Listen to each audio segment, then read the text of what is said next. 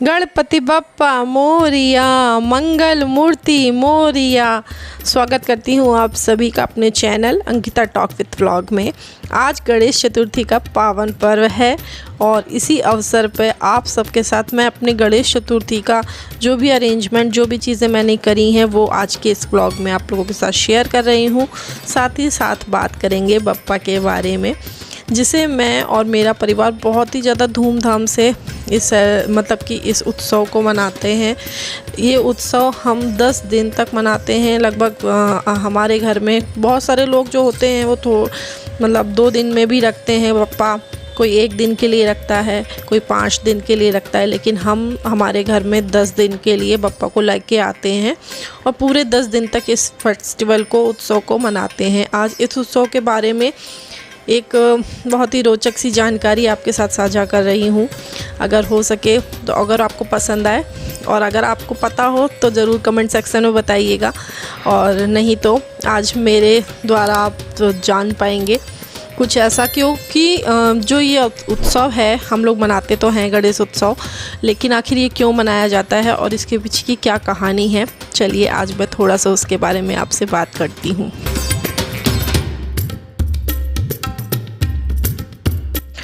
10 दिन तक इस उत्सव को मनाने का क्या कारण है, मैं आपके साथ आज ये साझा करना चाहूँगी।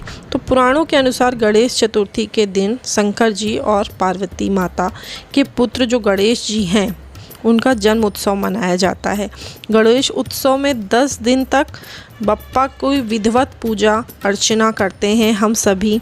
उसमें सभी के इसलिए करते हैं ताकि हमारी जो भी विघ्न है, वो विघ्नहर्ता भगवान हैं, वो कट जाएं और हमारी जो भी मनोकामनाएं हैं वो प्रभु सिद्ध करें।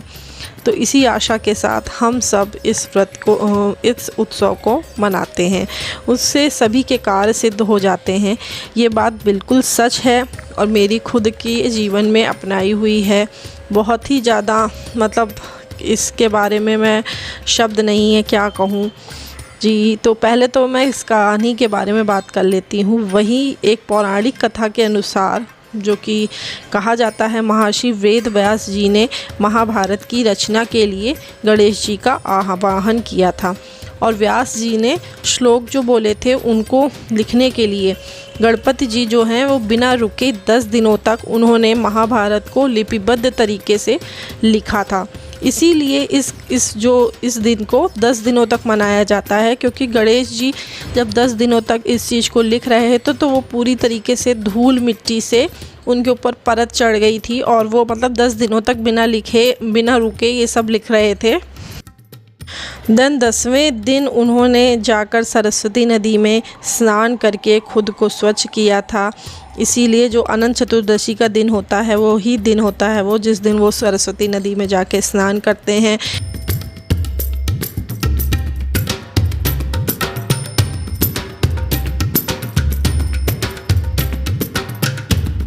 इसी वजह से इस उत्सव को 10 दिनों तक मनाया जाता है, क्योंकि 10 दिनों तक उन्होंने महाभारत को लिपिबद्ध करके लिखा था।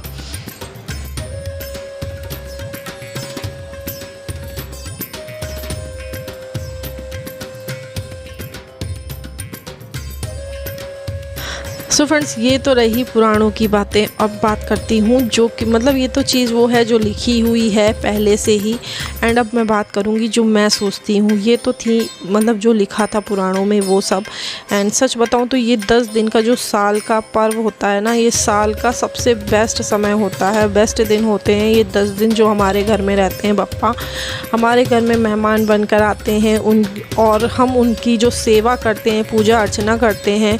मन में जो भी भाव हैं मैं उनको व्यक्त नहीं कर सकती। इतना अच्छा लगता है मुझे, इतना सुकून महसूस होता है इन 10 दिनों में। घर का माहौल ही बिल्कुल बदल ही जाता है जब वो प्रभु हमारे घर में रहते हैं। हम उनकी सेवा पूजा अर्चना करते हैं। मानो ये पल बहुत ख़ास बन जाते हैं हम लोगों की ज़िंदगी में। हमारे घर में तो काश इसी तरह से ही होता है। मैं लगभग 4 सालों से बप्पा को लेकर आ रही हूँ। और वे जो भी 4 साल हो गए हैं मैं बप्पा को लाते हुए, एंड जो बदलाव, जो सुकून और जो यहाँ मैंने अपने आप में, घर में, अपने माहौल में, अपने परिवार में जो शांति महसूस करी है, उनको मैं शब्दों में बयां नहीं कर सकती। एंड रोज़ सुबह शाम भजन प्रभु के होते हैं, रोज़ सुबह शाम प्रभु के भजन होते रहते हैं। और यहाँ पर मैं व्लॉग में बताऊं तो प्रभु के अभी तैयारी चल रही है यहाँ पर। आज भगवान को गणेश चतुर्थी का दिन है और मुझे अभी भगवान जी को लेके आना है। देन उसके पहले हम यहाँ पूरी जो मैंने सिंहासन वगैरह है वो तो एक दिन पहले ही सजा दिया था। देन यहाँ पर मैं बाहर सारे भगवान के जो बर्तन वगैरह हैं उनको सब कुछ साफ़ कर दिया है, उनको अच्छे से पोंछ के रख रही हूँ ताकि उसमें जो भी गीला वगैरह है वो सब हट जाए। देन इसके बाद हम लोग चलेंगे बप्पा को लेने के लिए।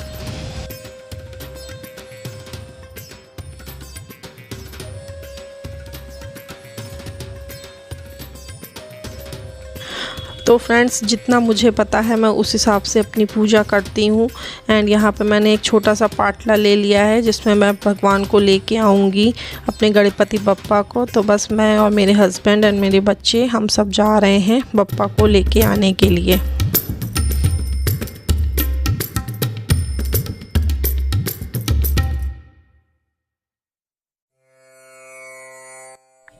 मार्केट में भी काफ़ी रौनक थी, बहुत सारे बप्पा थे यहाँ पर, बहुत बड़े छोटे सब तरह के।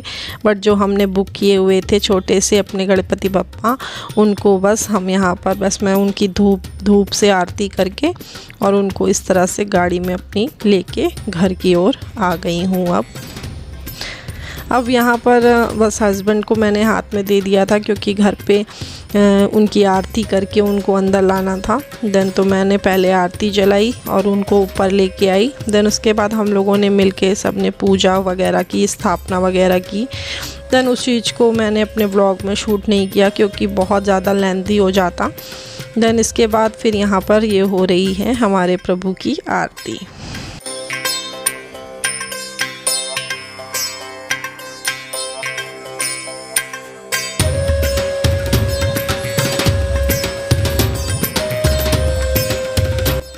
सच बताऊं तो अब ये 10 दिन कैसे जाएंगे, मतलब सुबह का शाम और शाम की सुबह कब हो जानी है पता नहीं चलेगा। मतलब एकदम उत्सव की तरह ही ये 10 दिन निकलते हैं हम लोगों के।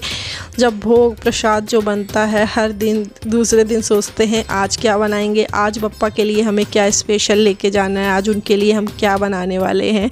बस सुबह शाम बस यही चलता है। ऐसा लगता है कि सचमुच हमारे घर में एक मेहमान आए हैं जिनका स्वागत हमें करना है और खूब अच्छे से, मतलब एक रौनक सी लगी रहती है। ऐसी चीज़ जो मैं शब्दों में तो बिल्कुल भी बयां नहीं कर सकती।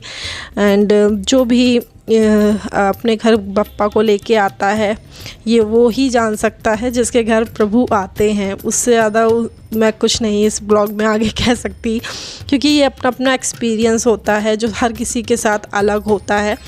मेरे साथ जो है वो मैं अपने व्लॉग में आप लोगों के साथ शेयर कर रही हूँ। देन आपके साथ जो हो वो आप मुझे कमेंट सेक्शन में बता सकते हैं। और यहाँ पर अपने इस प्यारे से गणेश चतुर्थी के व्लॉग को मैं एंड करूँगी। आई होप आपको ये व्लॉग पसंद आया होगा।